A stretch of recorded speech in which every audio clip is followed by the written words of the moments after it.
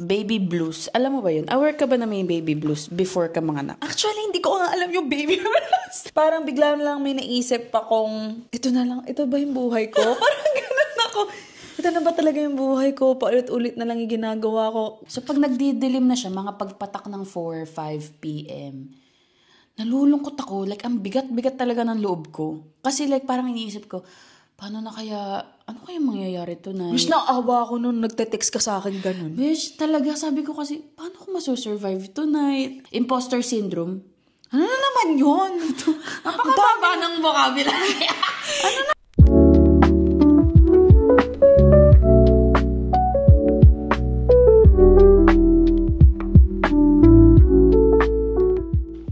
Hello mga mamshi! Welcome to our podcast, Caffeinated Motherhood. Cheers! What are you having, Asian? I am having a Spanish latte. Actually, nagtatry kami ng mga recipes right now kasi may birthday pop-up ako sa Sabado. So, pinagawa ko siya ng, ano yan? Pistachio. And then, nagawa ako ng Spanish latte. And then, trinay ko yung mga bago kong tools. Mga kaartehan. Actually, kaartehan lang. Ba't na ano to? Anyways, for today's episode, ang pag-uusapan natin... For today's episode, ang pag-uusapan natin ay mental health. Ang mga battles ng mga momshi kapag bagong panganak. Or after panganak. Actually. Mental health or postpartum yun, diba? Yeah, postpartum, baby blues, ano-ano yung mga emotions na nag-come up. Napag-usapan na natin siya ng konti. Konti, very slight. Sa sa breastfeeding, I think. Hindi. Actually, sa recent episode. Oo. Yeah, napag-usapan namin ng konti. Pero ngayon, very focused. Very focused kami sa mental health. Kasi parang ang daing pwedeng pag-usapan around mental health. Oo nga. Ano bang unang topic natin? I guess, ang una kong gustong malaman is baby blues. Alam mo ba yun? Aware ka ba na may baby blues before ka manganak? Actually, hindi ko nga alam yung baby blues.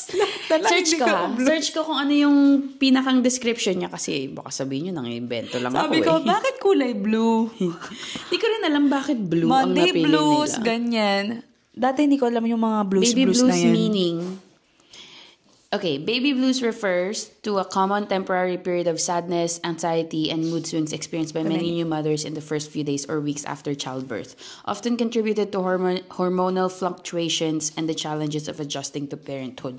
Apparently, guys, yung baby blues, mafe-feel mo siya on like the 3rd, 4th day, after mong manganak. Doon mo daw siya super mafe-feel, doon daw magdodrop yung hormones. Kasi panganak mo, super high ka pa sa lahat ng hormones, diba? Parang sa akin, parang hindi yata yung nag-ano sa lahat eh. Sa akin hindi ko siya na-feel nung mga 3rd and 4th day. Siguro kasi most focus ako dun sa hospital. Yeah. Sa'yo, siguro. Ako, I think after a week sa akin, ang nangyari sa atin. So, ano nangyari sa'yo? Nung Anong after a na-feel week. mo? Nung after a week na yun, biglang kakaligo ko lang yata nun. Parang ganun. Oo, naliligo. Kakaligo ko lang nun talaga. And then, nagsusuklay akong ganyan sa, sabi ko, nabigla na lang ako naiyak. Wala naman ako niisip or anything.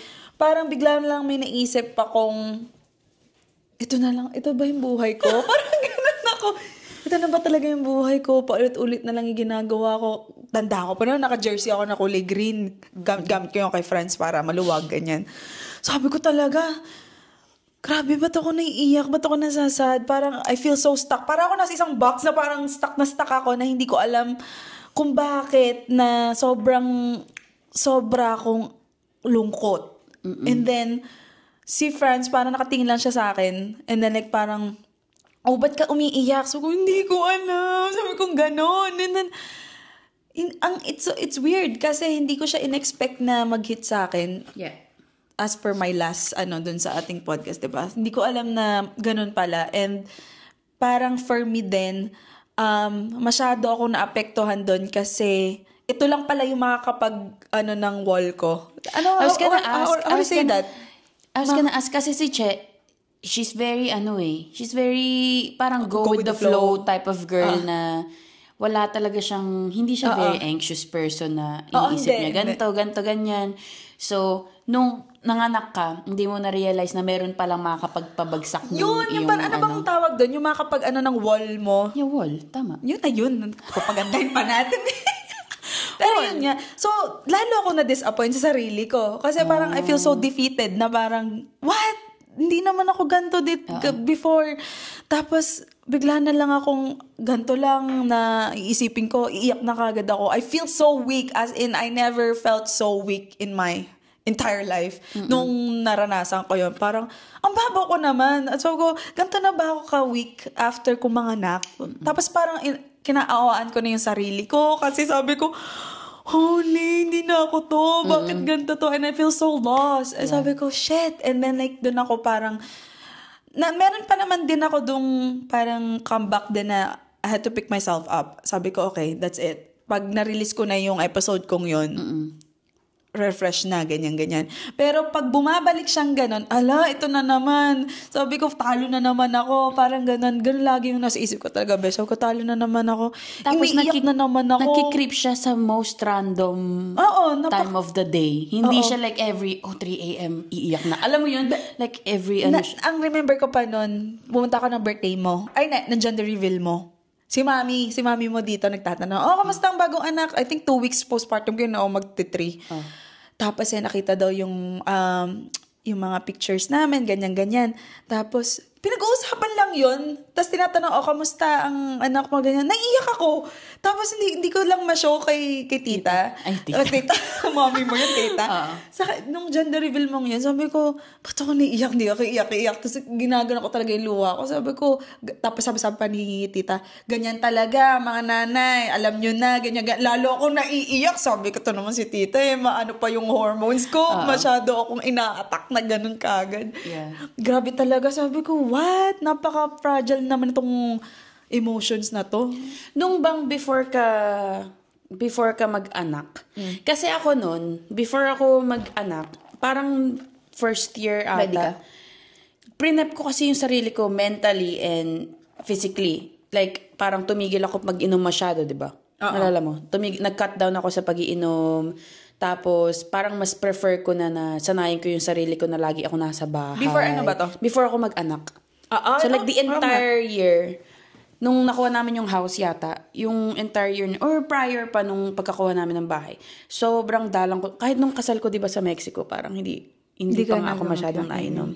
Kasi nga, kinakat ko talaga yung ano ko. Nag-prep ka ba ng ganun in a way na parang pag nabuntis ka? Kasi kausap ko yung manager ko noon. Sabi ko, yan, like, nagkakat na ako ng ganito. Tapos sinasanay ko na yung sarili ko na homebody na lang ako. Kasi pag nag-anak ako, total, magiging homebody talaga ako. Ganyan, ako hindi ako homebody.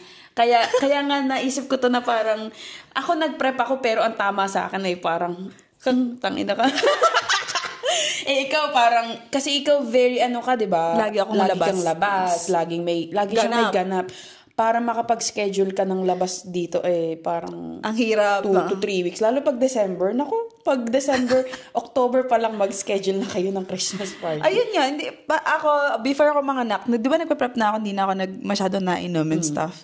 Alam ko na. Pero hindi ko pinarep na hindi ako lalabas. Alam mo yun? Yeah. Kasi parang kung yun yung mind thinking mo nun, ang sa akin naman, gagawin ko na to lahat. Gagawin ko ng lahat bago pa ako makulong sa bahay. Kasi prepared na ako dun sa makukulong ko sa bahay. Kasi nga, more on go with the flow ako, tatanggapin ko na lang kung anong mangyayari nung time na yun. So, actually, hindi ko siya pinrepare. Kaya, ganun na lang yung hit sa akin nung una na parang confused ako, tapos parang sinasabi ko, pero ako naman, nagre-reach out naman ako. Sinasabi kong ganun, until na ma-figure out ko yung sarili ko na okay, nung may nakausap akong katulad ko, manatag yung loob ko na parang hindi lang pala ako yung ganto. Akala ko ako lang yung gantong mami. And then nung una pa nga, nung bagong panganak ko, ang naiisip ko pa sa lahat, tang-inis sa mga to, yung mga new mommies, di man lang sinabi na ganto pala to. Alam mo yung ganun? Kaya nung mga nganak na, or yung mga bagong panganak, todo ako na parang, it'll get better. Anuhin mo yan. Ganyan. Kasi nung una, parang sa isip ko, paano nakayanan ng mga to? hindi man lang sinabi sa akin na ganito pala pag nanganak na parang ganito pala kahirap. Magiging better ba to? Parang, ba't ang dali lang sa kanila? Ang galing naman nila. Yeah. So, lalo mo siyang inaano yung sarili mo na, Nako-compare mo lalo. oo, lalo mong kinakompare sa sarili mo na, ang weak ko naman, bakit di ko kaya? Tas sila kayang-kaya nila. Kasi ang nakikita natin mostly sa social media is yung mga milestone post. Ayun lang naman. Hindi nila alam na hindi nila napopost yung umiiyak sila ng 3 a.m., ang lungkot ng gantong oras. Alam mo yun, like parang, ayun ang pinakasigurong, inggit ako dyan sa lalagyan mo. pero nakakaisa, actually. Pero, yeah, ayun. Nawala tayo sa mic. Sabi ko, ang ganda nung ginawa ganun, parang wand. Bakit? Para talaga ako may mic. Kita niyo ba, guys? Sa iyak sa 3 a.m., mga ganyan, hindi ko na natanda yung mga moments kong ganyan. Parang, nakwento ko rin naman yata sa last podcast yata, yun na yung one time na hindi tumitigil ng iyak yung baby. Doon lang ako parang nainis. Pero I don't think naiyak. Hindi ako umiyak yata ng in the middle of the night. Ikaw. Iyakin ako. Ako, very iyakin ako. Ikwento mo sa kanila yung yung Rage. Hindi, yung may kinuwento kasi siya sa akin na takot siyang maggabi. Alam mo, so weird. Kasi, yung nung na-experience ko siya, kasi off si TJ ng 2 weeks, diba? So, may kasama ako nasa bahay pa din naman si TJ. Pero like, 24/7, may katulong ako sa baby, parang ganun. So, nung nagbalik na siya ng work, pag mga gantong oras na nun, kasi November, diba? So, madilim. Yeah. So, pag nagdidilim na siya, mga pagpatak ng 4, 5 p.m., nalulungkot ako. Like, ang bigat-bigat talaga ng loob ko. Kasi like, parang iniisip ko, ano kaya mangyayari tonight? Wish na awa ako nung nagte-text ka sa akin ganun. Wish, talaga, sabi ko kasi, paano ko masusurvive tonight? Ito na naman. Like, you don't know yung story na naman itong gabing to. Oo, hindi ko na naman malalaman kasi parang gabi na naman. So like, bakit curious ako nun? Bakit specific time ako laging nalulungkot? Ano oras? Kasi like parang pag morning naman to, okay naman ako. Like hindi ako very, parang tanggap ko na mami ako. Pag nagpapatak na ng 4, 5 p.m., doon nagsa-start magdilim, di ba? Nung pag November. Doon ko ang bigat ng katawan ko, ang bigat ng ko, sobrang clouded yung judgment ko na, kaya ko bang gawin ulito tonight? Itong gabing to. Oo, kaya ko bang ma-survive to tonight? Laging ganun ang patak ng utak ko nun. Like, tapos one time, sabi ni TJ, how are you feeling? Parang nag-breakdown na lang ako. Sabi, pag may nagtatanong kasi ng ganun. Mga how are you feeling? Wag nyo na lang tanungin. Assume nyo na lang na miserable. Charot. Hindi, one time tinanong niya ako, how are you feeling? Ganyan. How was your day? Hindi ka na naka-answer. Umiyak na lang ako. It's nighttime again. Kasi like, ang bigat talaga. Tapos one time, nagsiscroll ako sa Instagram. Nagpapadede ako. Nagsiscroll ako sa Instagram. Parang may sundown syndrome data. Ano yun? Sundown syndrome. Either sundown syndrome or something syndrome na kapag naggagabi na, nalulungkot. Yun yung tawag sa, normal daw pala yun sundown sa ibang syndrome. Postpartum mothers na nafe-feel mo na ang bigat sa loob or takot kang maggabi. Kasi nga, you don't know what the night's gonna look like, ganyan. Yeah. So, dun ko na parang, hindi lang pala ako. Like, parang hindi pala ako weird na gabi na. Tapos bigla akong So, nagkaroon ko ng comfort. So, nagkaroon ako ng comfort na, normal pala to. Hindi lang pala siya, nangyayari sa akin. Kumbaga, hindi ka pala loka-loka. Oo, parang hindi ko pala to nasa isip lang. Kasi at that point parang hindi mo na alam kung ano ba yung tama. Hindi mo alam yung totoo sa ginagawa lang ng isip mo. Yeah. Diba? So like, ako kasi, ang baby blues ko noon is, nung may check-up. Check up ka ng nurse, diba? After mo, nag-check up ka ba sa nurse? Isang visit. Tinanong nila, how's your mood? Ganyan. Hindi, wala silang pakialam sa mood ko. Wala ka naman. Kasi yung midwife ko natanda, parang more on babies yata. Kasi yung midwife ko na nag-check sa akin, pagka-uwi ko, the day after namin umuwi, and then 2 days after. Ano ba sa mga ganun? Postpartum. Midwife, diba? Oh, midwife. Midwife nga din niya. Pero yung nurse din, may nag-visit din sa akin. Na nurse, tinanong din ako. Pero yung midwife ko mismo, specific siya, after baby, after i-check yung cut ko, how's your mood? Sabi ko, I'm okay. Tapos sabi niya, okay. And do you feel ganito, ganyan. Sabi ko, no, okay lang. Tapos nung, I think bumalik siya the next day, sabi niya, how's your mood? Sabi ko, I don't know. Sabi ko, it's hard, ganyan. Sabi niya, it's okay, like we expect baby blues to hit ngayon. Tapos in-explain niya sa akin ano yung baby blues, ganyan. Tapos, helpful din na yung before kong, mga puti kong friends na nanganak before me, talagang alalay sila sa akin na 3 to 4 days, magdadrop ang hormones mo. Like sinabihan ka na Oo, magdadrop ang hormones mo. When you, like, you know, you can't stop crying, when you feel like you can't do it, ganyan, you call me. Kasi, So, parang you call me, I'll be awake, I'll be feeding, ganyan. Tawagan mo ko. Because, sobrang hard nun for me. Yeah. And I wanna make sure na meron kang support. So, sobra akong, na parang, oh my God. Meron Talagang, kang like, parang, oh my God, ganyan. So, very helpful siya. Inano mo siya. Inano ko siya. Pero hindi yung parang call na, huy, Yeah. I'm sad. Ganyan. Parang text lang na parang, the fuck am I doing? Parang, yung kasi, alam mo, pinakang biggest emotion na lumabas sa akin nung nanganak ako is, yung, ano ba yung tawag doon? Ano bang tawag doon? Pag may ginagawa ka. Imposter syndrome. Ano na naman yun? Napakababa ng vocabulary. Ano naman Imposter yun? syndrome, yung parang, May impostor. impostor ka, like, hindi mo alam ginagawa mo, impostor ka lang. Dahil, di ko naman na, ano yun? Ganun ang sa akin. Ano nangyayari Imposter, wala, yung feeling mo lang yung hindi mo alam ginagawa mo. Pero nagpe-pretend ka na alam mo. Okay. Yun yung biggest sa akin na parang, I don't know what I'm doing. So, parang feeling ko lang is, nagpapanggap lang ako na mami. Pero hindi ko, Oh my hindi talaga. gosh. That's very, Pero hindi talaga ako mami. Like, hindi ko alam talaga yung... Oh my gosh, hindi ko naman naaranasan yun. Nakakatakot naman yan. Oh, ika talagang big emotions. Sa'yo na lahat. Oo. Panalo ka na dito sa topic na to. Actually guys, mas panalo siya dito sa topic na to. Kasi, eto, alam ko na nagsasabi siya sa akin, pero mga naalala ko lang konti lang naman yata yung mga reklamo ko sa'yo.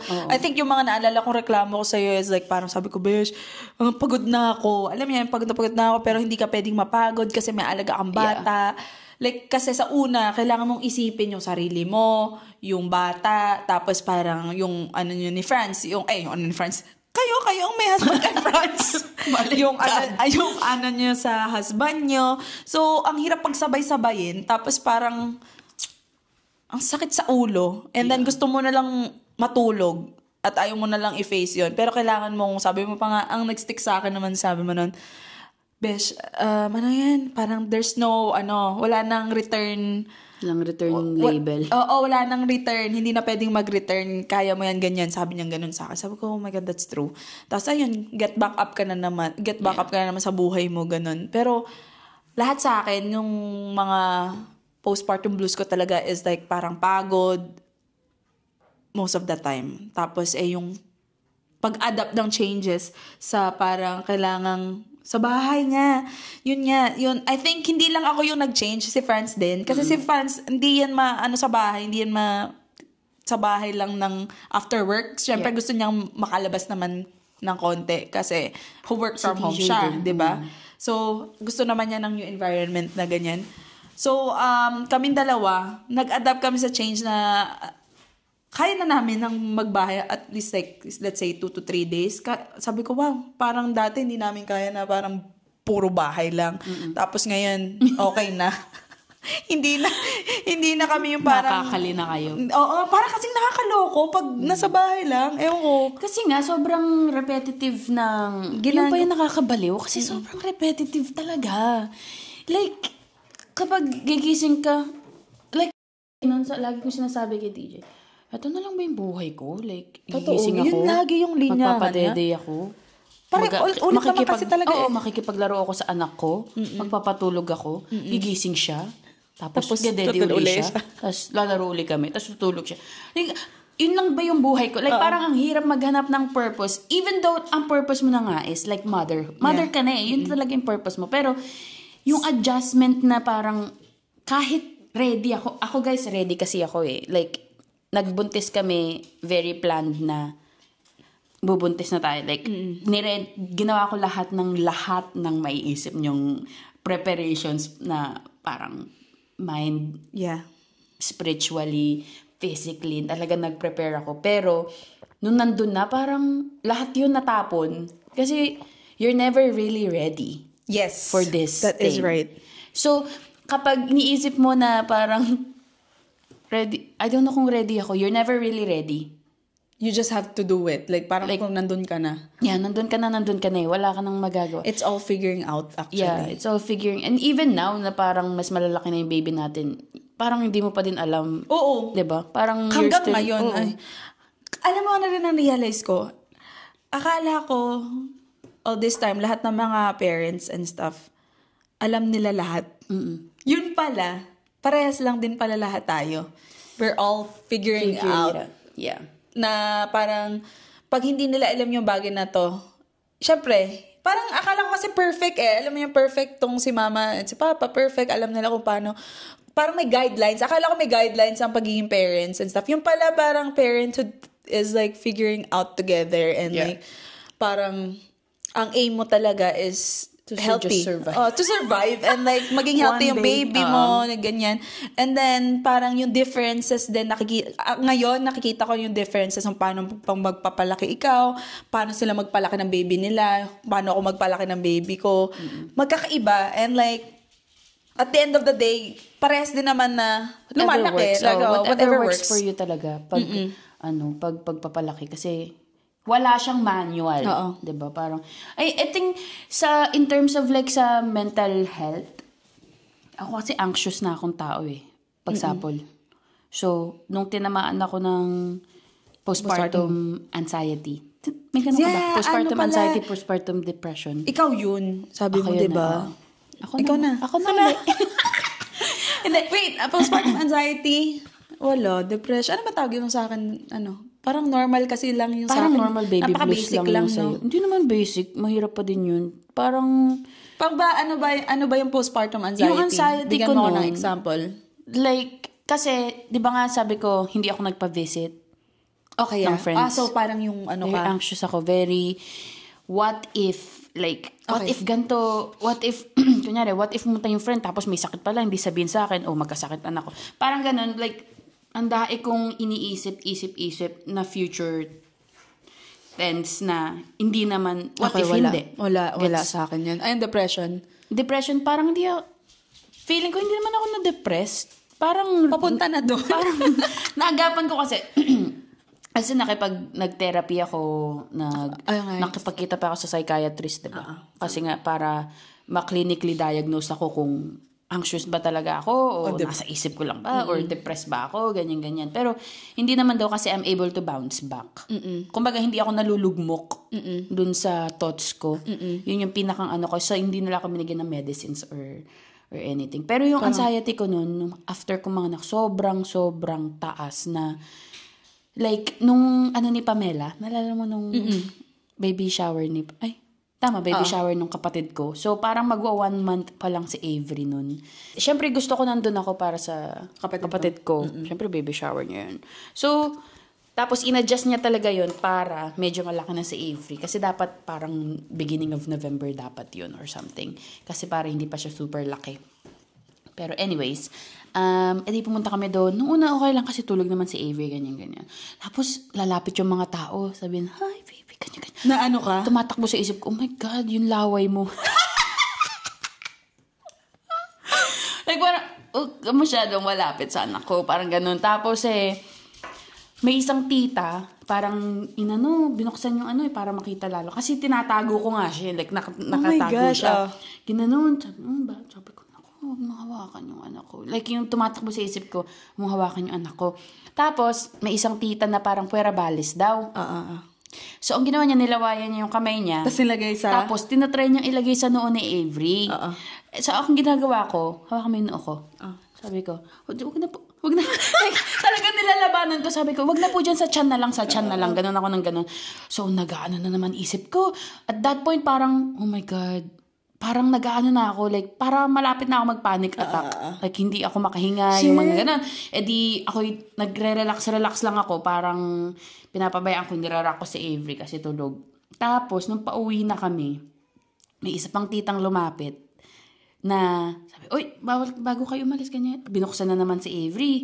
Tapos, ginanon yung ulo. Like, parang, kasi nakaganon yung ulo niya sa car seat, diba? Ginanon yung ulo. Eh, nahawakan yung, ganyan. Sabi ko, yung kamay mo. Like, parang hawakan yung ng anak ko. Tapos, may isang friend si Pamela na hinahawakan yung pisngi ni Avery. Sabi ko, hawakan yung pisngi. Hawakan mo dito, ganyan. Eh, ayaw magpapiit. Malinis kamay ko. Wala akong paki kung malinis kamay mo. Pag mo hawakan yung pisngi. Ganon yung mo, pagka-anxious mo. Tapos nung siguro huling stroke ko na yung tita na nagganon ng ulo ni Avery.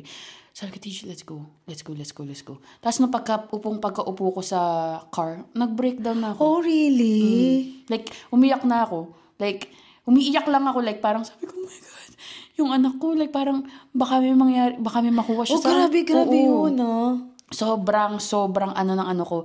Like, kinakwento ko yun kila mami. Sabi, baka naman sabihin nila, ang selang mo. Sabi ko, "Mami, hindi ko nga mapigilan. Gusto mo ba?" Sabi ko, kala mo ba gusto ko na maselang akong mami? Like, hindi ko siya, yung emotion ko, hindi ko mapigilan. Like, ganun lang talaga. Kasi hindi naman talaga nila magigets until maranasan nila eh. Kasi, alam mo yun, like, parang, syempre, ikaw nagdala niya ng 9 months, ang hirap-hirap ilabas. Tapos, yung mga tao parang, cute na baby, parang gano'n. Although, like, syempre, excited sila para sa'yo. Kumbaga, like, parang, ang hirap kasi pero ito yung something na hindi ko na consider before din. Kasi nung binisita kita, diba, very hands, na parang, space talaga, binibigyan kita ng space nun. Pero hindi ko na consider na, baka ganun yung mga thoughts na, sa akin. Oo. Kumbaga, hindi ko na-consider na baka ganun yung Kumbaga, yung space na binibigay ko is parang, syempre, for me. For you lang, nakakapanganak mo lang, ganyan. Tapos, hindi din ako nag-aas na hawak kay baby, ganyan. Yun yung mga mga little things na na-appreciate ko noon kapag may dumadalo kay Avery na parang, kunyari si Sam. Hindi ko hawakan kasi baka pag malaki na, ganyan. Ganong little things na naka-help sa mental health ko na dahil doon hindi ako nagwo-worry kapag dumadalaw si Sam. Hindi ako magwo-worry na kasi yung iba papahamak. Siguro kasi hindi naranasan ng ibang mommy or like hindi rin maiintindihan, mahirap intindihan ng isang hindi mommy yung ganyang stage mo. Kasi hindi rin naman mabe-blame kasi anak mo yun eh. Anak mo siya. So, parang protektahan. Parang yung kasi maternal instinct mo very... Pag nasa labas lang yan, so, ang arte naman ng maming to, ganyan. Parang, bakit ayaw pahawakan? Parang, hindi naman magkakasakit agad-agad. Yung mga ganon. Kasi, mahirap din talaga yung besh. Mahirap yun. Ang takot ko pa is hindi like... Hindi naman yun sa arte eh. Hindi ako maarte. Like, parang, ang takot ko is like, kung paano ko i-accept na... Kunyari, isipin sa akin, sa mami ko. So, selang mo naman, ganyan. Yung paano miski mami mo nga eh. Oo, yung paano ko i-accept na ganito yung tingin sa akin as a mami. Doon ka na lang mag-a-adjust. Oo, parang doon na lang ako whatever. Like, ganito ako eh. Anong magagawa ko? Or like, yun yung pinakang ko na anxiety ko na sobrang, talagang nag-breakdown ako, umiyak ako, na parang hindi ko mapigilan. Tapos, kapag kahit sila mami pa lang, kasi sila pa lang yung nakakita kay Avery, pag nandito sila, alam mo yung nasasamid ka, na ganun ka, ako, ang tingin ko laging, may sipon ka? May ubo ka ba?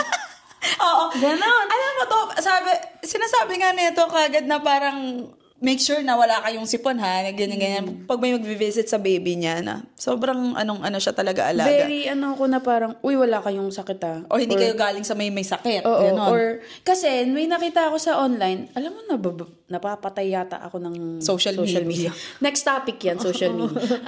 Pero like, kasi yung, kunyari, simpleng flu, different sa atin. Kumbaga, kumpara sa baby, parang ganun. So like, mahirap kasi hindi naman sila mag-aalaga sa anak mo pag nagkasakit eh. Totoo. Ikaw diba? mahirapan. Ikaw naman mahirapan. Anak mo yung mahirapan. Yeah. meron pa namang ibang chances na mahawakan nila si baby pag mas malaki-laki na ng konti, ganyan-ganyan. Pero, anyways, ang aking anxiety is through the roof. At saka yung postpartum rage ko. Ako wala ako masyadong ambag sa topic na to kasi parang mostly napag-usapan ko na yung mga postpartum ko. I think yun lang talaga unless nakalimutan ko na yung iba. Pero kasi yun yung pinaka nag-hit sa akin yung mga nakwento ko for the last episode nung podcast at saka yung kanina. And then like yung kay AJ nga na parang sabi niya masyado siyang maalaga sa lahat. Kabalik na rin yun ng akin. So like ako, hindi ko inisip na ang I think inisip ko lang is like, baka nga magkasakit. Pero hindi ko siya pinangunahan na parang baka to. Yung parang sobra kung ino-OA ang isip ko, baka to si AJ, yung lahat kayo nag-visit. Never, wala akong inisip doon na pa baka to mga galing sa sakit or whatsoever. Hindi ako nag-isip ng sobrang ganun. And then thankfully naman, wala naman nangyari kay baby dahil doon. So, ayun, yun lang naman yung akin. Yeah. Napaka-short. Hindi, kasi nakipag-usap ako sa psychiatrist, di ba? Nag-open up ako about. Actually, guys, side note, very curious kasi ako sa difference ng social worker at psychiatrist. Kasi kapag nagte-therapy ako, sa social worker, hindi sa psychiatrist. Ano yung pinagkaibahan nun? Yun nga, sabi ko, ano kaya social worker at saka sa social worker at sa psychiatrist? Kasi social worker, yung parang nag-open up ka. Psychiatrist is like, talagang tinitingnan nila kung, sila nga yung magsasabi, depressed ka, anxious ka. Very, sila pala na, ganun din pala, pero, hindi siya nag-go deep na ganto. Anyways, sorry. Blab lang. Yun lang. Ang cool lang nung nakipag-usap ako sa psychiatrist. Pero anyways, ang sinabi ko doon sa psychiatrist is, yun nga, anxious ako, ganto, ayoko makipagkita sa, ayoko madala ng baby. So, ang lagi niya lang sinabi sa akin is, anxiety daw is like, yung, may method to hindi ko lang maisip ngayon, guys. Dapat pala pinaprepare ko yung mga gantong Pero may topic mo to may method siya na, kapag iniisip mo, what if magkasakit anak ko? Para ma-counter mo yung anxiety is, ika-counter mo siya ng what if hindi. And then, hahanapin mo yung sa gitna na magpapalower ng risk dun sa worry mo. So, what if magkasakit ang anak ko? Pag dumating yung friends ko. Pero what if hindi? So, paano mo makukuha na hindi siya magkasakit? So, pag sasabihin mo sa friends mo na, wag dumalaw kung may sakit, magmamask pag nandun. So, yun yung mga magpapalower ng risk mo para maging better yung mental health mo. At least, nakakita ka ng tao, meron kang support system na dumadalaw sa'yo kaysa ikaw lang. So, kapag, kunyari, magdadrive ka ng car, what if mabunggu ako? What if hindi? Laging what if hindi. Tapos hanapin mo sa gitna is like, ano yung magpapalower ng risk na ganito. Kasi sa lahat ng ginagawa daw natin, laging may risk na may mangyaring masama. Pero, nandun din yung off chance na wala. So, kasi ako nakukuha ng anxiety ang aking best of me. I think, ang naiisip ko pala sa mga ganyan, sa anxiety niyan, ewan ko kung napasok yung topic, yung kwento ko to dun. Nabuisit, si Franz, halimbawa, umiiyak yung baby. Parang sa isip ko, paano kung iyak kasi nang iyak, so hindi mapatahan ni Franz. Sa isip-isip ko, kawawa naman to, baka kung ano nangyayari sa kanya, like parang hindi maintindihan niya yung sabi ko, alam mo ba, pag umiiyak yan, parang heartbroken ako. Pag hindi mo napapatahan, parang, halimbawa, let's say 1 minute na naiyak, tapos hindi man lang pinapansin. Napaka-touchy ko doon, na parang, nakaka-stimulate kasi. Hey, naiyak, anuhin mo naman, tahan mo, kasi parang yung isip ko, parang, something's wrong with my child. Oo, like, sinasaktan mo siya. Parang bang ganun na ganun? Ganun din ako kay TJ. Tapos lagi kong sinasabi ko doon. Ako din. Lagi kong sinasabi kay TJ, ako lang ba magulang yan? Hindi mo mapatahan? Bakit yung feeling na naiyak siya, hindi mo ma-pick up kagad para patahanin? Bakit? Kasi nga, Besh, sabi nila, iba daw kasi yung maternal mo sa kanila. Kumbaga, iba yung sa brain mo. In-explain ko nga kay Frances, sabi ko, alam mo ba yung nararamdaman ko? Sinabi ko sa kanya yung nararamdaman ko sa kanya. Pag yan umiiyak ng sobrang tagal, tas hindi mo siya pinapansin. Parang wala kang pake. Hindi naman sa hindi niya pinapansin. I guess hindi siya kumakalma kay Franz. Mas kumakalma agad sa atin, di ba? Or sa'yo. So like, sorry na lang sa mga husband na ganun. Pero yung kasi, yung isip ko nun talaga, napaka-sensitive ko nung naririnig na umiyak na napakatal. Pero, I think nung like, parang tumagal na, parang naano ko na, nasasanayan ko na. Kasi mas matagal na naman ako Pero,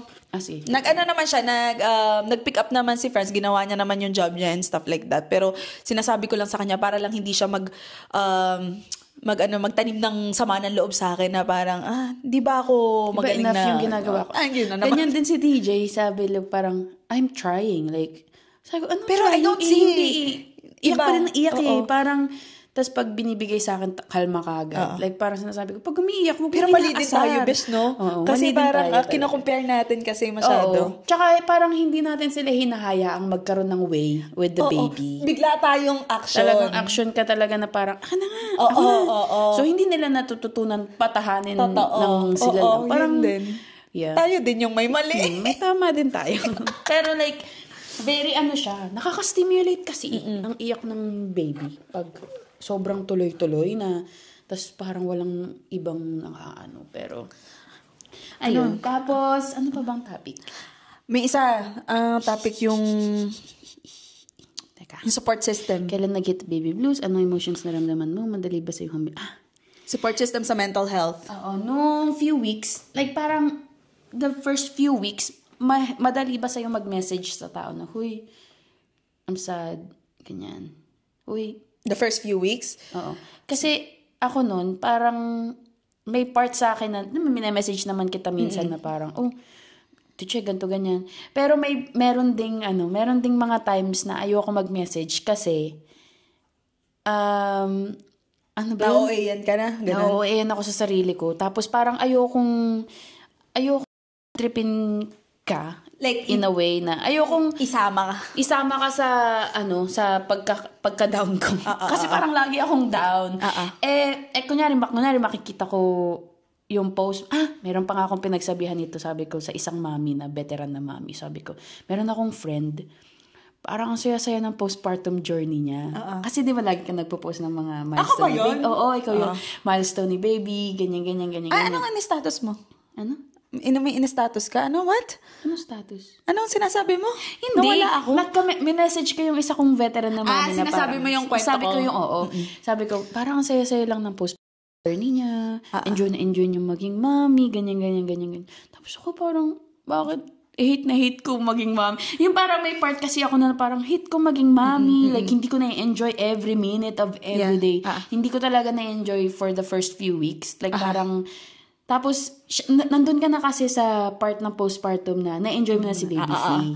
3 months, 4 months. Medyo enjoy mo na siya. So, like, very, ka sa mga... So, that is why ayaw mo akong i-drag. So, ayaw kitang, kunyari, minsan, ibalik. sobrang lungkot ko. Parang pag minessage kita, parang, ayoko mag-sound na nagko-complain ako. Kasi, baka isipin mo, ganyan talaga. Alam mo yun, parang, yung utak ko nilalaman na naman ako na parang, ganyan talaga, baka sabihin nila parang ang arte-arte ko, mag-anak ako, tapos hindi ko kayang Alam mo yun, like parang may mga times na nahihirapan ako mag-reach out sa ibang moms kasi nga, lalo kapag nasa part na sila na enjoy na talaga nila yung baby nila. Kasi baka isipin nila na parang, ganyan talaga, wala kang magagawa, ganyan. Or, baka complain naman ng complaint. Ganun yung mga nasa isip. Sa akin, nung una, hindi ako nag-reach out. Like, may kusang pumupunta lang sa akin na parang nagtatanong sa akin kung anong kailangan ko, ganyan. Tapos nagtatanong kung okay lang ba yung postpartum ko and stuff.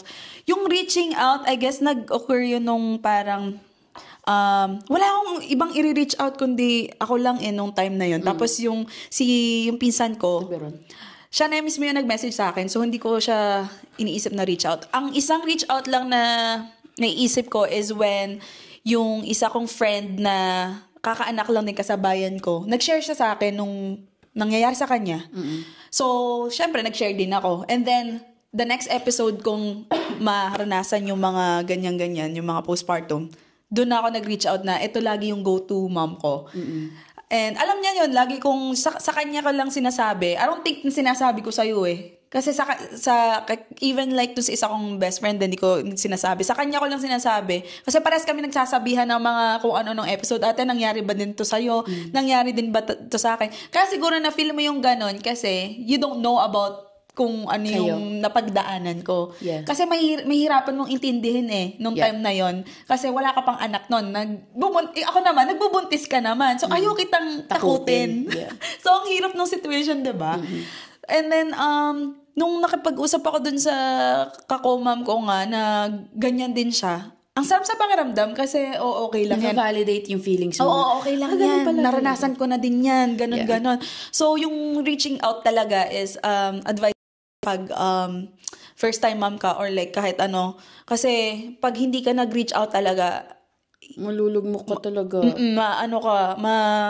Madedepress ka ng todo. It's very, parang ang weird na motherhood can make you so happy and so sad at the same time.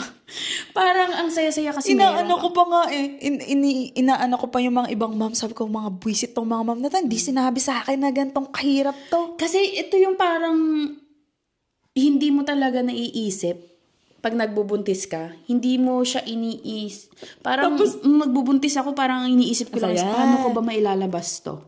Yun lang. Hindi ko in-account yung paano na after lumabas to. Kasi yun yung mas mahaba Parang yun yung mas mahabang journey na kailangan mong paghandaan Ang sa akin naman, paano ilalabas to? Tapos, ang saya na after. Ganon yung sa akin. Ako wala talaga akong thought after. Wala ka thought after? Yun yung sa akin. Utot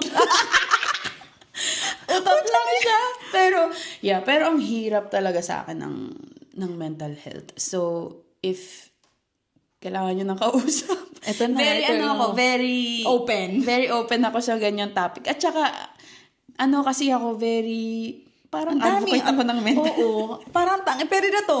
Dito na kay guys. Alam mo yung si Steph, ang pangalan ko sa phone. Sa Facebook, my therapist. Sabi. Ganon. Kasi very talaga. Ito pala, may naalala din ako. Alam mo nung after ko mga anak din, Besh, I don't think na i-share ko yun sa'yo. Bihira akong the first few months, siguro 2 months, ganyan, bihira ako mag-phone. Oo nga. Hindi ko, di ba ang tagal ko mag-reply? Lagi. Ayun pa, sabi ko, si Cheno nung nanganak siya, ang tagal niya lagi mag-reply. Ako na nanganak ako, parang lagi ako nasa cellphone. Yun ang iniisip ko sa'yo. Sabi ko, bakit kaya to ganta nga? Sobrang ako nasa cellphone. Kaya nga. So, parang nung after ko manak, guys, sabi ko, hindi ko na mahawakan yung phone ko. Napaka-love na love ko tong Apple Watch ko. Kasi nakikita ko anong nangyayari. Pag hindi masyadong important, hindi ko hawakan yung phone ko. And then, ito pa, di ba, hindi ko masyadong hinahawakan yung phone ko. Sa sobrang tagal na hindi ko hinahawakan yung phone ko, nakakalimutan ko kung saan ko nilalagay. So, gamit na gamit yung Apple Watch dito para iparing ko kung nasan yung phone ko. Kasi more on talaga akong sobrang hands-on kay Zizi, more sa pump, ganyan-ganyan. I don't know, like parang hindi ko mahawakan yung phone ko, hindi ako makapag-focus. Yung social media talaga erase sa akin noong time noon. And then like, dun lang ako makapag-catch up. Pag natae ako, nagte-text ako, ganyan. Tapos nagre-reply ako sa kanya. Pero yun yung na-realize ko after kong manganak, hindi ako masyadong nagpo-phone noong time na yon. And like, yung kung anong scroll, dami kong na-miss out na yun. Hindi ko alam na gano'n. And then until now, siguro paglalabas, minsan lalabas ko na lang yung phone ko once in a while. And then like, pag kasama si Zizi, hindi talaga ako makapag-phone. Ewan ko kung bakit. Yun yung nag-change sa akin. Siguro kasi nagbe-breastfeed ka, nakaganyan ka lang, di ba? Baka.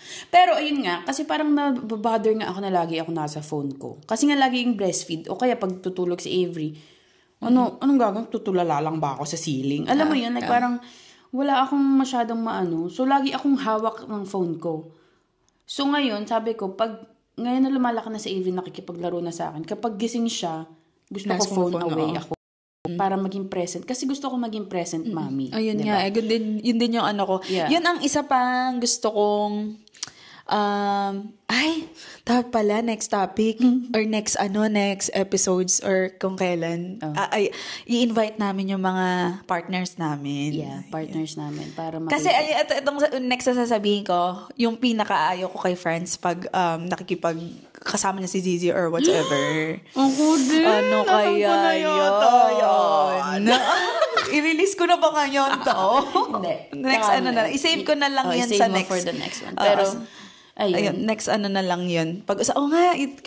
I-schedule natin. Kasi kailangan may mag-aalaga sa mga anakis namin. Yeah. And yeah. Tapos ano pa yung next natin? Yung Advice. Sinong yung mental health? Sino yung tinatakbo? Ano ba yung sasabi? Tinatakbuhan. Main person mo? Hindi, ano ba sinabi ko? Sino yung... na-pressure ka ba nung mag-bounce back? Ayan, very quickly sa pag-bounce back. After giving birth? After giving birth. Na-pressure ka ba? Ako? Sige. Ako, hindi ako na-pressure. I think. Noong una, nag-enjoy lang ako sa moment na bata pa si Zizi and stuff like that. Pero hindi agad ako nag-gym yata. I think after 3 months, nag-wait yata ako after 3 months mag-gym. Lang akong mag-bounce back is yung sa movements and stuff. Like parang ang feel ko, let's say 3 months, nagpunta na ako ng gym. Na-pressure ako na kayang-kaya ko nang gawin lahat uli sa gym. Yun lang. Doon lang talaga ako na-pressure. And like yung catching up with meeting friends and stuff like, kasi ang tagal ko nang hindi sila nakakasama yung mga iba. Ang hirap parang may bata ako tapos kailangan, labas naman tayo, ganyan. So hindi ako maka-oo agad kasi parang teka muna, ang dami kasing gagawin, ang dami kong iisipin, tapos may pump pa ako, kailangan kong i-schedule. So parang minsan na kailangan kong isipin anong oras ba kasi kailangan kong magpapump muna ako ng ganito. So minsan hindi ako makaka-oo agad sa mga na nag-i-invite sa akin. Doon lang talaga ako nahirapan sa pagbabounce back sa after giving birth, I think. How about you? Ako? Wala. Na-pressure ka ba? Hindi. More on parang nasad lang ako nung Hindi ako na-pressure kasi nawala lahat ng pagbubuntis lang pala ay magpapaalis ng taba ako. Kasi like parang nag-drop down ako ng 150 something yata. Kasi breastfeed kasi. Before ako mabuntis, 160 something, 164 yata ako. Tapos nung after ko magbuntis, 150. I think ang nakaget sa utak ko more is like yung chan. Mami. Yung, stretch marks. Kasi ang pangit ng stretch marks ngayon. Ay, oo, ako din. Pag nakikita ko yung stretch marks, parang, doon ako laging, ang pangit ko. Ako din. Nakikita ko rin yung stretch marks at saka yung lawlaw. Yung extra skin. Mami pouch. Yung extra skin mo. Mami pouch. Mami pouch. Pouch. Kahit ano. Mami pouch? Hindi ko alam. Besh, alam mo, may isa akong kwento dyan sa mami pouch na yun or whatever pouch ba yan. Nagtututbrush ako kasi bagong pang tututbrush ako. Buti ka pa nakapag-toothbrush. Nakakatawa. Sabi ko, ano yung skin na lumalapat dun sa kabilang skin? Never kong na pakiramdaman. Sabi ko, oh my gosh, ang taba ko na. Sabi ko, shit. Syempre, loose yung skin ko dito, diba? So, yun. Yeah. Pero, yun ang pinaka sa akin. Yung mga stretch mark. Ako din Yung parang ang pangit kasi. Pero like, lagi sinasabi ni TJ, it's your tiger marks, ganyan. Besh, maano mo rin yan. Yun nga, sabi na matatanggap ko. Pero, ako tanggap ko na. Hindi ko pa siya tanggap masyado. Okay, wag na natin pa-usapan din yan. Anyways, pag nakikita ko yun, nalulungkot ako. Alin, yung stretch mark. I know, ang dami ko ding stretch mark. Anyways, advice na lang sa inyo, mommies, na magbabattle ng ganito. Sa advice mo sa new moms na ang advice namin mga anak pa lang or going through it right now, into the thick of it. Ang advice lang namin is kaya mo yan. Yun lang. Hindi, ang advice lang is like never kang nag-iisa. Dapat lagi kang mag-reach out for help pag nararanasan mo yan, and like do your own research if that will give you peace of mind. And katulad ni AJ, nag-reach out siya sa mga psychiatrist, mga ganyan. Oo, wag kang mahihiyang gawin yan kasi hindi ka loka-loka. Pare-pares tayong mga momshing loka-loka. Kaya, you are not alone. Ayun lang yung advice ko. Ako, yan, yung sa pag-reach out sa mga professional. Yun yung number one. Number one yun. And just the fact na na-recognize mo siya na kailangan mo ng help. Na ano mo sa sarili mo na you're so strong for even like recognizing that. Na kailangan mo ng help. So, wag kang mahihiya na kailangan mo ng help. Kasi ako nahihiya ako dati. So, wag kang mahihiya and I think ang biggest advice ko na mag-help sa mental health mo after manganak or if you're going through it right now is acceptance.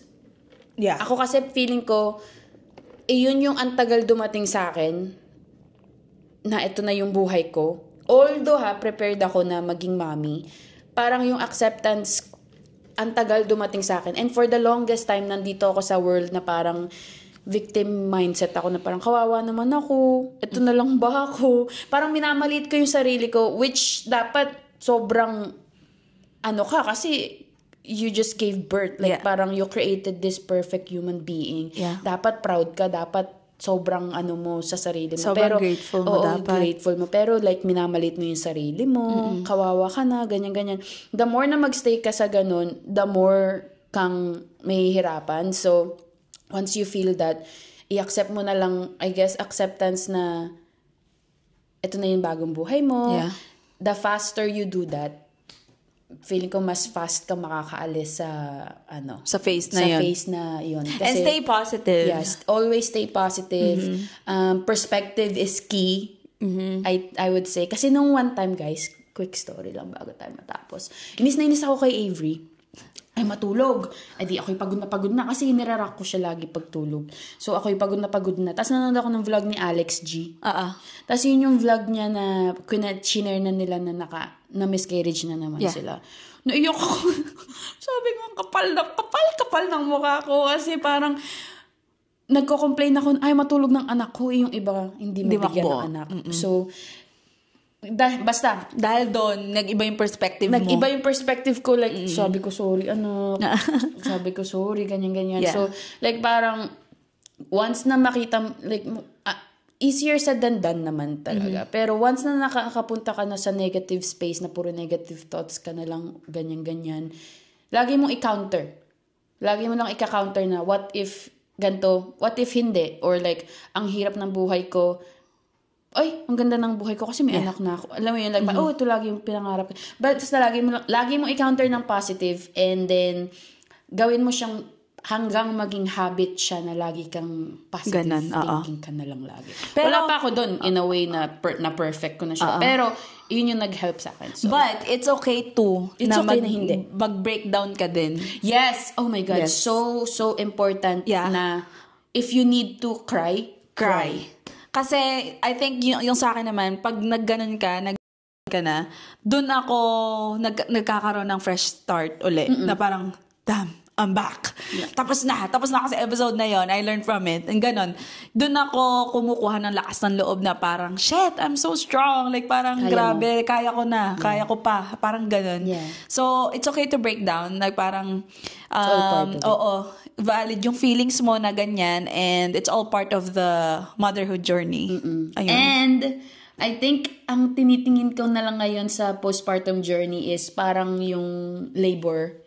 Yung labor na one contraction at a time. Parang one trouble at a time. Like, hindi ka mag-go ahead na parang, hala, kaya ko pa ba yung contraction for the next 7-10 hours? Lagi lang one contraction at a time. I can do anything in 1 minute. Parang ganun na lang yung mindset mo. Mindset is key.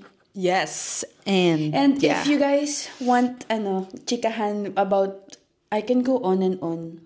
Yes. Literally, ang podcast na to is lahat kay AJ words. Guys, I can go on and on about mental postpartum health, and postpartum, stuff. Cheberut, ganyan. Basta, if you guys need, message AJ. Message me.